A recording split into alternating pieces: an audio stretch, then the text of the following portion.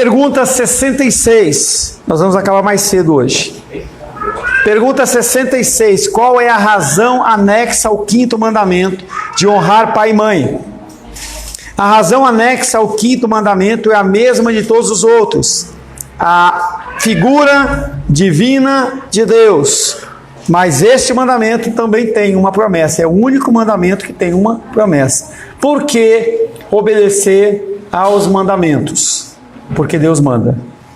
E eu reconheço Ele como Senhor da minha vida, não só como Salvador. Nós temos que reconhecer Deus não só como nosso Salvador, mas também como nosso Senhor. Esta prosperidade prometida é um progresso contínuo no amor de Deus e ao próximo. É uma caminhada que, conforme você vai recebendo esses ensinamentos, essas ordenanças, essas palavras, e você as aplica na sua vida, você naturalmente vai crescendo. Essa prosperidade prometida não deve ser entendida necessariamente como algo material. Então, se uma pessoa ela é rica ou não é rica, não vai demandar ou dizer se ela é mais cristã ou menos cristã. As pessoas elas acham que a prosperidade ela está atrelada, entendeu, com a bênção de Deus, e não necessariamente está atrelada com a bênção de Deus. Quando a gente vê a figura daquele homem que construiu os celeiros, e aí o anjo vem e fala, louco, hoje pedirão a tua alma, aquele homem era um homem próspero. Quando a gente vê a figura de Nabal, que é aquele homem lá, aquela esposa de Abigail, que quando Davi pede pão para ele, e ele nega, ele era um homem próspero. E a gente vê o nome daqueles reis, Nabucodonosor, eram homens prósperos. Aquilo não quer dizer que a bênção de Deus está sobre a vida daquelas pessoas. Então nós temos que entender que pode ser próspero nessa terra, sim, mas não necessariamente. Vai lembrar da... Não terminei, mas pode falar. É porque antigamente eu pensava em... Todos nós pensávamos. Dessa forma de ter prosperidade e tal, mas hoje eu entendo que temos que ser prósperos, mas para algum propósito na vida das pessoas, para que venha a avanço. Não para me luxar, mas para ajudar pessoas. Para você o quê? Para eu luxar. Luxar? Luxar, não para eu luxar. Luxar é o verbo? Caramba. Eu luxo júrias. Mas para ajudar o próximo, para que o reino avance. Não só para isso, para viver bem também. Sim. Nós não somos freios franciscanos, tá?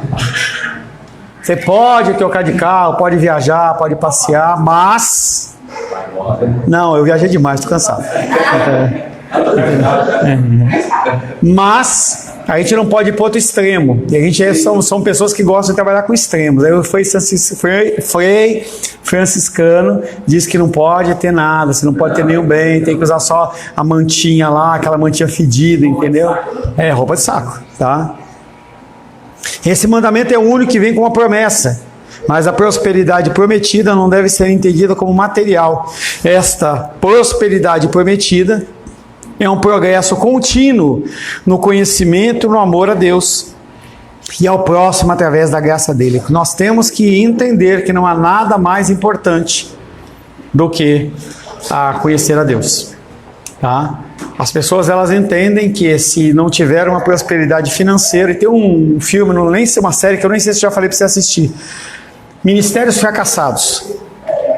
Essa série é muito interessante, ela mostra 4 ministérios, 3 deles eu lembro de cabeça. Um é uma gráfica cristã, outro é um ministério de louvor cristã e o outro um ministério de pregação da palavra cristã. E aí mostra que aquelas pessoas, apesar de não serem pessoas conhecidas, não estarem na mídia, as pessoas não serem ovacionadas com doente, elas estão cumprindo o papel, que é a condição de Pedro e a condição de Paulo. Pedro, apesar de ser o apóstolo de Roma, ele estava quietinho lá. Você vê ele escrevendo as cartinhas bem miudinhas lá. Paulo, ele sai escrevendo para todo mundo. Paulo era muito mais reconhecido como homem de Deus do que Pedro. E cada um cumpriu o papel para o qual ele foi designado. Para finalizar, Isaías 26:12.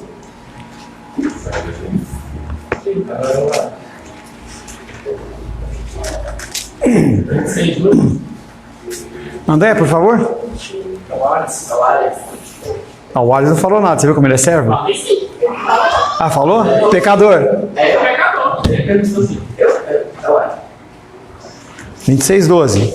Senhor, concede-nos a paz, porque todas as nossas obras tu as fazes por nós.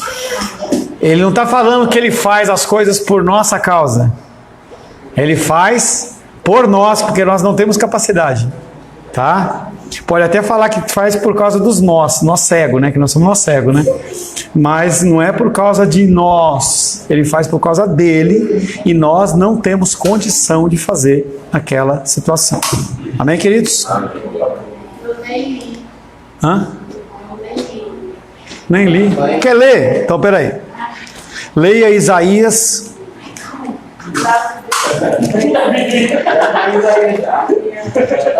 Isaías capítulo 6, do verso 1 ao 13. Eu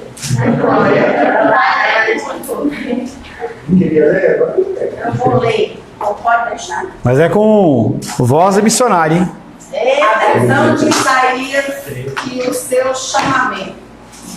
No ano da morte do rei Uzias, eu vi o Senhor assentado sobre o alto e sublime trono, e as abas das suas vestes enchiam o templo.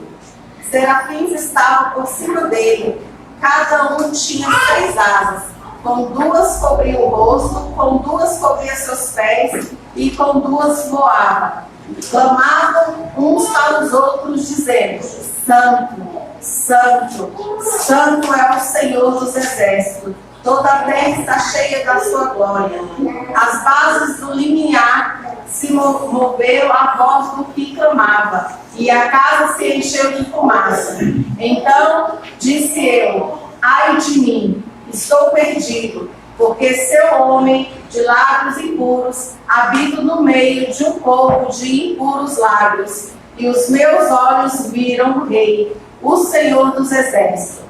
Então um dos serafins voou para mim, trazendo na mão uma brasa viva, que tirara do altar com uma tenaz. A brasa tocou a minha boca e disse: eis que ela tocou os teus lábios, a tua iniquidade foi tirada e perdoado o teu pecado. Depois disso, ouvi a voz do Senhor que dizia: a quem enviarei e a quem há de ir por nós? Disse eu: eis-me aqui, envia-me a mim. Então disse ele: vai, diz a este povo: ouvi e não entendais, vede, mas não percebais. Até aí. Amém. Obrigado. Amém, igreja. Amém. Verso 4. Verso 4. O que é base do limiar? O que é base do limiar? Calma, Felipe, você sabe. Eu falei para você. O que é base do limiar do templo? Hã? Não. É o altar. Não. Adotar. Não. Ó. As bases do limiar do templo, a voz do que clamava, se moveram à voz do que clamava. O que é a base do limiar do templo? As colunas. Não. Quase. Não. Daniel Estratégia. Os batentes da porta. Eita. Tá? Pode pegar a coluna também. Ele está falando o seguinte: as bases do limiar do templo, se a voz do que clamava. E aí a primeira pergunta: como que você consegue ter a vida xoxa cristã que você tem, se as bases do limiar do templo, que eram feitas de madeira, de concreto, o que quer que seja, tremia quando ouvia a voz de Deus, e você não fala nem glória a Deus nem aleluia? Glória a Deus, aleluia. Essa é a primeira coisa. Então disse eu: ai de mim, estou perdido, porque sou um homem de lábios impuros e habito no meio de um povo de impuros lábios, e os meus olhos viram o Rei e o Senhor dos Exércitos. Isaías, ele ficou apavorado na situação de que ele viu. Você tem o próprio Deus habitando dentro do seu coração. E aí você continua falando o que você fala, fazendo como você faz. Você não tem temor? Então um dos serafins voou para mim, trazendo na mão uma brasa viva, que tirara do altar com uma tenaz. E com a brasa tocou na minha boca e disse: eis que ela tocou os teus lábios, e a tua iniquidade foi tirada e perdoado o teu pecado. Quando você aceitou Jesus como Senhor e Salvador, apesar de não ter vindo um anjo como Atenas, a vinda do Espírito Santo, ele é aquele que purifica você. E aí, finalmente, ouvi a voz do Senhor que dizia: a quem enviarei? E aí eu volto àquela condição do comecinho.